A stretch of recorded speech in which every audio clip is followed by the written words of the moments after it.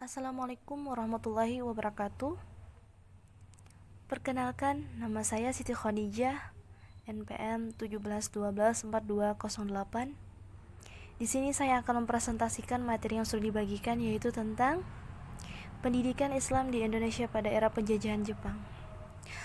Saya ucapkan terima kasih kepada dosen pembimbing, khususnya yang terhormat Ibu dosen pembimbing mata kuliah Kapita Selekta, Ibu dosen Mardia Agustina STHI, MPDI, dan kawan-kawan yang berbahagia. Langsung saja.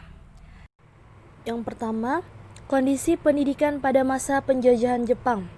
Sistem pendidikan Belanda yang selama ini berkembang di Indonesia semuanya diganti oleh bangsa Jepang sesuai dengan sistem pendidikan yang berorientasi kepada kepentingan perang. Tidak mengherankan ya, bahwa segala komponen sistem pendidikan ditunjukkan untuk kepentingan perang saja.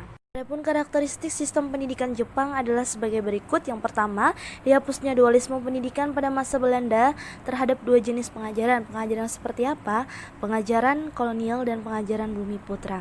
Bahkan di situ pun cuma ada satu sekolah yang diadakan bagi semua lapisan masyarakat, yaitu sekolah yang selama 6 tahun yang ketika dipopulerkan dengan nama SNI ya, bisa dilihat di makalahnya. Dan yang kedua, berubahnya tujuan pendidikan, yaitu tujuan pendidikan adalah cuman menyediakan tenaga cuma-cuma prajurit-prajurit untuk membantu peperangan. Yang ketiga, proses pembelajaran diganti kegiatan yang tidak ada kaitannya dengan pendidikan. Dan yang keempat, pendidikan dilihat itu agar mempunyai semangat perang. Seseorang pendidik sebelum mengajar diwajibkan terlebih dahulu mengikuti pendidikan latihan diklat dalam rangka penanaman ideologi dan semangat perang. Dan yang kelima, pendidikan pada masa Jepang pun sangat memprihatinkan kondisi pendidikan, karena pada masa pemerintahan Jepang itu bahkan lebih buruk daripada pendidikan pada masa zaman Belanda ya, penjajahan Belanda, yaitu sebagaimana gambarannya itu bisa dilihat dari segi kuantitatif, mengalami kemunduran sekolah, murid, dan guru. Jadi bisa dilihat lebih jelasnya lagi di makalah ya. Pakaian bahasa Indonesia sebagai bahasa resmi pun, meski bahasa Indonesia itu resmi menjadi bahasa pengajar pada tiap-tiap jenis sekolah, akan tetapi ya, sekolah-sekolah itu dipergunakan juga sebagai alat untuk memperkenalkan budaya Jepang saja ke masyarakat. Adapun kebijakan Jepang terhadap agama Islam, itu pemerintahan Jepang menampakkan diri seakan-akan membela kepentingan Islam yang merupakan sangat untuk kepentingan dunia dua. Untuk mendekati umat Islam, mereka menempuh beberapa kebijakan. Nah, jadi diantaranya ialah satu, kantor urusan agama yang ada pada zaman Belanda disebut Kantor for Islamic Zaken, yang dipimpin oleh orang-orang orientalis Belanda, diubah oleh Jepang menjadi kantor SOMUBI yang dipimpin oleh Kiai Haji Hashim Asy'ari. Oke, baiklah. Adapun yang kedua, para ulama Islam bekerja sama dengan pimpinan-pimpinan orientalis yang diizinkan untuk membentuk barisan pembela tanah air, dalam kurungnya PETA ya. Jadi yang ketiga, umat Islam pun diizinkan meneruskan organisasi persatuan yang disebut Majelis Islam ala Indonesia, yaitu MAI, yang bersifat kemasyarakatan. Adapun yang keempat, setelah negeri diberi pelajaran budi pekerti yang isinya identik dengan ajaran agama. Adapun yang kelima, pemerintahan Jepang juga mengizinkan pembentukan barisan, yaitu yang disebut dengan Hizbullah, di mana barisan Hizbullah ini untuk memberikan dasar kemiliteran bagi pemuda Islam. Jadi barisan ini dipimpin oleh Kiai Haji Zainal Arifin. Adapun yang keenam, pemerintahan Jepang mengizinkan berdirinya tinggi Islam di Jakarta yang dipimpin oleh Kiai Haji Wahid Har Muzakir dan Bung Hatta. Seperti itu. Nah, semoga mudah dipahami ya. Oke, kita lanjut. Pada bagian yang C, yaitu perkembangan pendidikan Islam masa penjajahan Jepang. Ramayulis mengatakan bahwa sikap penjajahan Jepang terhadap pendidikan Islam ternyata lebih lunak. Kenapa demikian? Karena Mungkin itu berdasarkan pendapat beliau yang mengatakan seperti itu ya. Namun sehingga ruang gerak pendidikan lebih bebas, kata Ramayulis kan tadi, ketimbang pada zaman pemerintahan kolonial Belanda.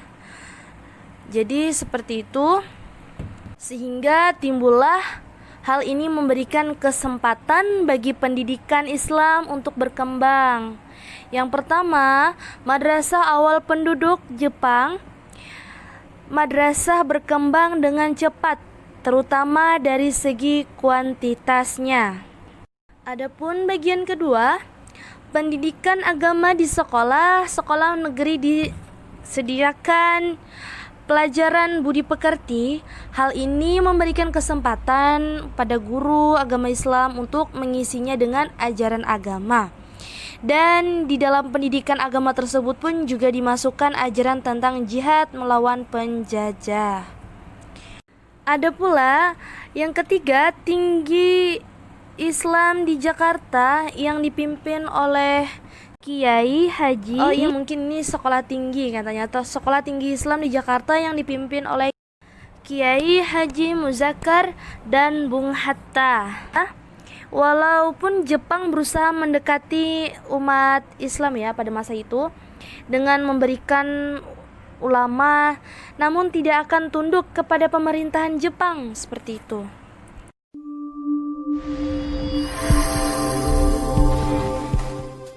Adapun yang terakhir yaitu pengaruh yang ditimbulkan dari kebijakan pemerintah Jepang bagi perkembangan pendidikan Islam di Indonesia.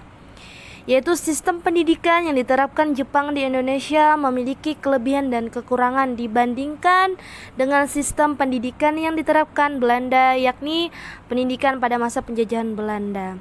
Bersifat lebih liberal, namun terbatas untuk kalangan tertentu saja. Sementara pada masa Jepang konsep diskriminasi pun tidak ada, tetapi terjadi penurunan kualitas secara drastis baik dari sisi keilmuan maupun mutu murid dan guru. Kondisi itu pun tidak terlepas dari target pemerintah Jepang melalui pendidikan. Jadi Jepang ini bermaksud mencetak kader-kader yang akan mempelopori dan mewujudkan konsep kemakmuran bersama, yaitu bersama Asia Timur Raya yang diimpikan oleh Jepang tersebut. Oke, alhamdulillah, jadi selesailah materi yang saya sampaikan. Saya selaku pemateri pada pagi hari ini, mungkin itu saja yang dapat saya sampaikan. Selebihnya mohon maaf dan kurangnya juga mohon maaf, karena sejatinya manusia ini memiliki kekurangan dan kelebihan itu sejatinya milik Allah.